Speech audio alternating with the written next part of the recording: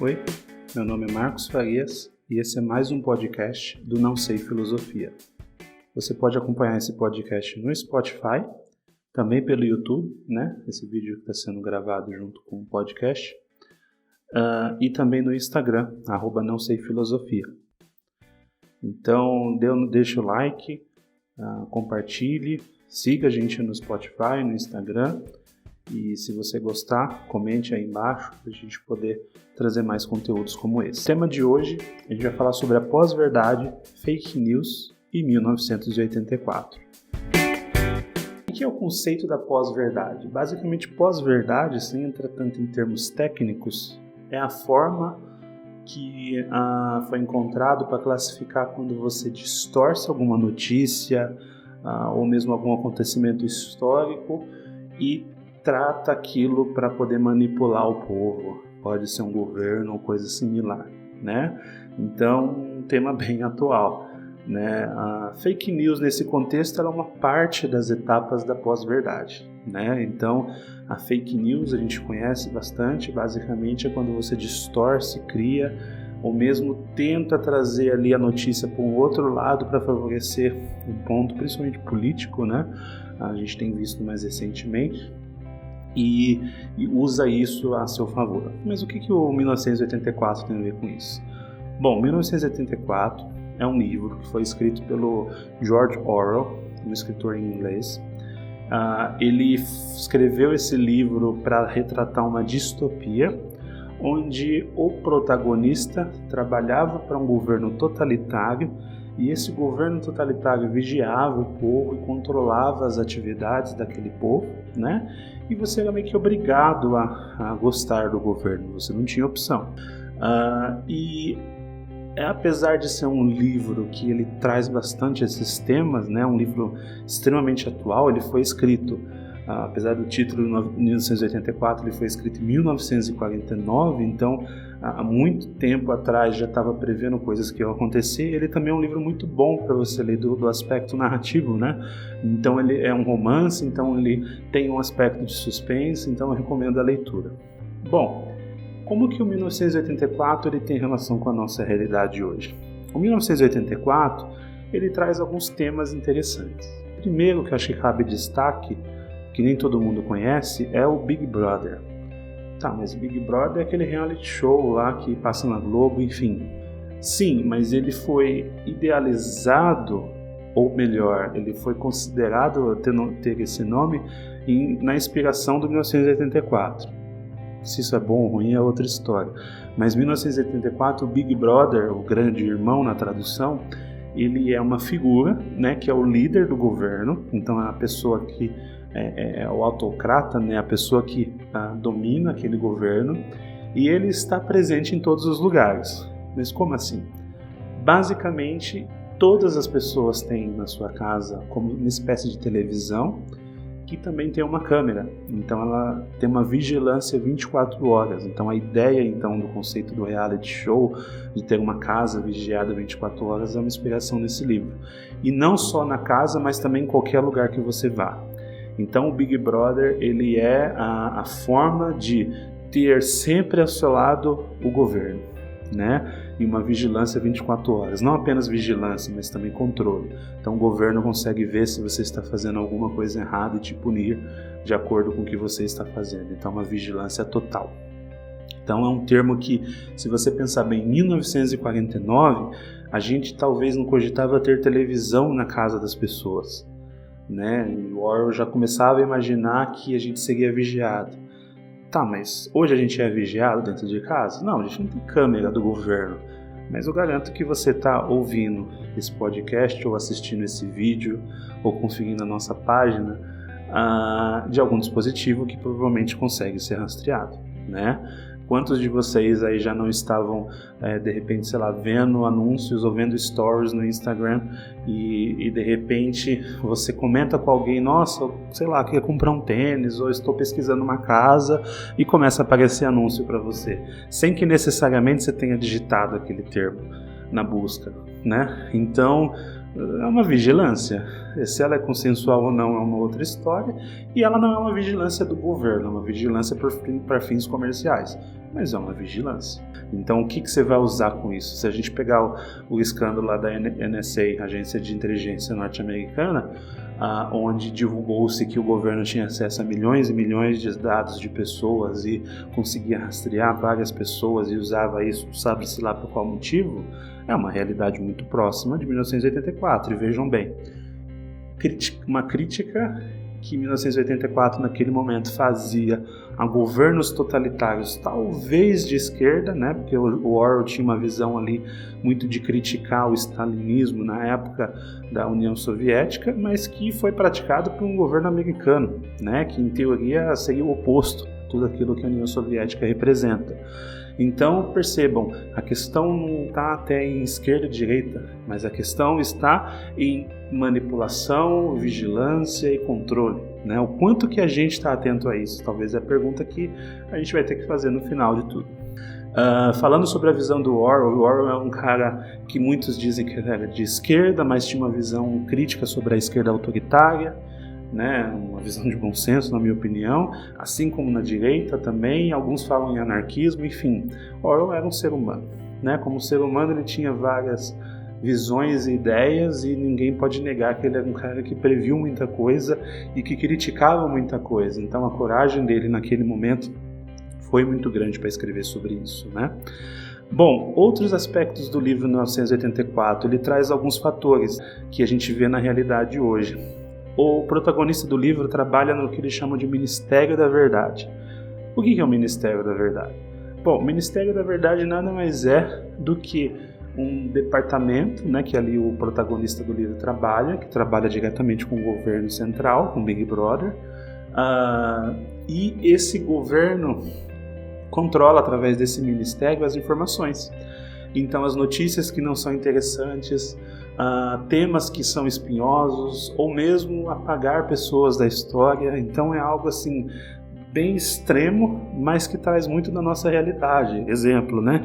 Lá eles falam assim, veja bem, o preço de tal produto era 10, agora está 5. Só que na verdade você olhava as notícias anteriores, aquele produto na verdade custava 3 e agora está 5, mas o governo inventa que ele abaixou o preço, né? Se a gente olhar aí, dependendo de quem apresenta os dados para você, no Brasil hoje mesmo está acontecendo isso. Mas vou dar um exemplo do dia, né? Que é um exemplo que não é temporal, mas enfim, mas a gasolina ela chegou a 6, agora está 5,50. Beleza, até aí, né? Se você não tem base histórica para comparar, como que você vai comparar? Então esse é um dos papéis do Ministério da Verdade no livro, questionar e tratar as notícias para que elas não cheguem ao povo. E um caso mais extremo, e eu vou dar um exemplo, né, real, né, no livro ele fala sobre apagar as pessoas da história, ou mesmo pegar pessoas que antes eram apoiadores do governo e criar uma narrativa para mostrar que na verdade elas são críticas, ou elas são apoiadoras dos inimigos do governo, elas são inimigas do povo, né, e aí apagam a pessoa da história, ou mesmo convence ela, faz uma lavagem cerebral nela para trazer ela e fala, não, na verdade isso, eu fui corrompido, realmente o governo do Big Brother é a melhor coisa que poderia existir. Vamos pensar, Coreia do Norte. Coreia do Norte não recentemente, mas alguns anos atrás, lá o tio do ditador de repente sumiu. E aí descobriu que tinha uma pequena revolução interna e os caras deram um jeito de sumir com ele, ninguém sabe o paradeiro dele. E do nada ele desapareceu de todas as fotos oficiais. Então é como se aquela pessoa nunca tivesse existido, né? Percebe como, apesar de um caso extremo, de uma distopia, isso acontece na realidade? Então é um ponto também para a gente ficar atento, né? É óbvio, a gente está falando da Coreia do Norte, nossa, está lá do outro lado do mundo, mas do mesmo jeito que lá um dia foi um país democrático e que passou por revoluções até chegar onde está hoje, né? O que impede, né? Ou os Estados Unidos, que é o berço da democracia segundo algumas pessoas e que tem situações de vigilância. Quanto que isso é ético? Ele não é uma Coreia do Norte, mas também está fazendo coisas que a Coreia do Norte faz. E acho que o último ponto aí que eu vou trazer desse livro, esse livro é muito extenso, daria para fazer vários e vários podcasts e vídeos sobre ele, mas é o ponto da nova língua que é criada. Então é criada uma nova cultura. e essa cultura ela valoriza o pensamento do governo. Então, por exemplo, com crime de pensamento, que é criada uma nova palavra, né? O crime ideia, né? Que é você não poder pensar porque isso é crime. Todas as ditaduras que a gente conhece, em algum momento houve restrição de liberdade de expressão. Mesmo no Brasil, quando o jornal era proibido de publicar uma notícia e publicava uma receita de bolo em protesto, ou até casos mais extremos em outros lugares aí, que a gente sabe que pessoas simplesmente por dar opinião eram mortas, ou coisa parecida, né? Enfim, então, trazendo agora para a nossa realidade, né, e indo para uma mensagem mais de conclusão. O Orwell ele traz vários elementos de uma forma extrema e dentro de um romance. Então, é óbvio que é uma história, tem um começo, meio e fim. Enfim, a gente não vai entrar nos spoilers e no andamento da história, mas é algo que traz o pensamento para a gente avaliar, né? Então, se você está numa situação que você consegue perceber que tem ali elementos similares dessa história, como fake news, tentativa de apagar a verdade, a vigilância a todo custo, ou mesmo um sentimento de que você tem que apoiar o governo porque ele é o seu grande irmão, né, o seu Big Brother, tem que desconfiar. Na realidade, a gente tem que ser sempre fiscal do governo. Estou dando exemplo de governo, mas pode ser em qualquer situação da vida. Pode ser também não só governo, mas a mídia, pode ser de grupos organizados, empresas, enfim. A gente não está alheio a isso. Isso pode acontecer com qualquer um. E então, o Big Brother, dentro do contexto de 1984, de vigilância, é algo que a gente tem que ficar atento. A internet hoje, ela é um fator extremamente crítico, ao mesmo tempo que ela abre uma visão ampla de todo mundo, então você consegue avaliar, ter notícias imediatas, acesso a tudo online, ter acesso a pessoas que talvez há 20 anos atrás esse acesso seria impossível. Ela também traz esse aspecto de dominância e controle. Quando você recebe uma fake news no WhatsApp, como que você trata aquilo? Como que você sabe se é fake news? Você vai atrás? Acho que até cabe um episódio específico de como descobrir fake news. Mas você vai atrás para saber se aquilo é verdade ou você compartilha antes? Né? A fake news sempre existiu. Lembra no passado, quando você recebia lá aqueles e-mails ou mesmo aquelas histórias que eram contadas quando a gente era criança, da mula sem cabeça, né? Óbvio que aí a gente está falando de um objeto folclórico, mas principalmente, mas quando eu era criança eu vi tal coisa acontecendo, e aquilo vai se espalhando, cada um que conta aumenta um pouco. É uma fake news. A diferença é que hoje ela é especializada. Então, às vezes, ela tem áreas de realidade. Quantas pessoas que a gente já viu aí, inclusive pessoas do meio intelectual, que compartilhavam uma notícia e depois vem a público pedir desculpa, né? Imagine, se a pessoa que tem toda uma cultura, uma leitura para identificar e trabalha com isso, tem essa informação, e a gente que não necessariamente tem esse nível de acesso, né? Então, a gente está sujeito. Então, a leitura do Orwell traz para a gente, então, uma lição de abrir os olhos. Como que a gente tem tratado as coisas, como que a gente tem criticado ou apoiado ou nos posicionado como sociedade em relação a esses temas, para que a gente evite, então, de chegar nessa sociedade maluca aí, vamos dizer. Já tem exemplos práticos de onde isso aconteceu. Então, se a gente já conhece até a realidade, né, o livro, então, ele serve para você talvez identificar alguns elementos, mas a gente tem que estar atento à realidade. Bom, caminhando para o final, eu recomendo que vocês leiam esse livro. É um livro que está disponível em várias plataformas, então não vou nem precisar citar aqui, mas enfim, vocês podem ir na Amazon, com certeza vocês vão achar. Pesquise no Google que vocês vão achar. E uma outra recomendação do mesmo autor, é um outro livro que eu digo que ele complementa esse, é A Revolução dos Bichos, o nome do livro.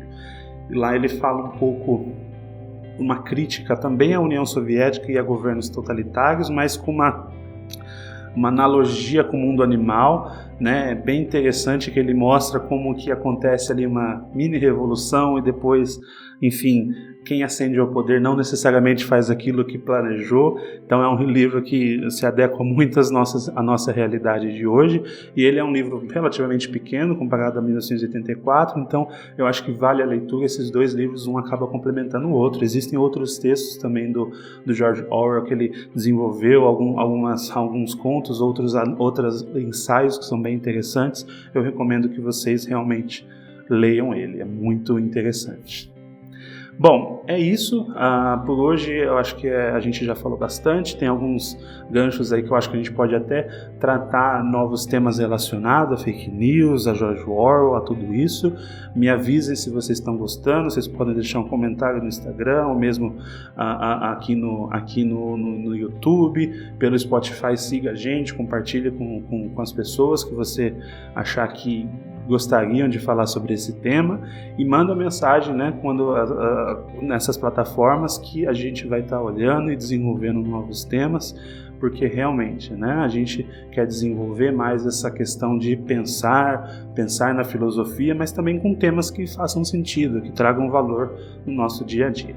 É isso, muito obrigado por ter ouvido até aqui, ou por ter assistido, por ter curtido, e até a próxima.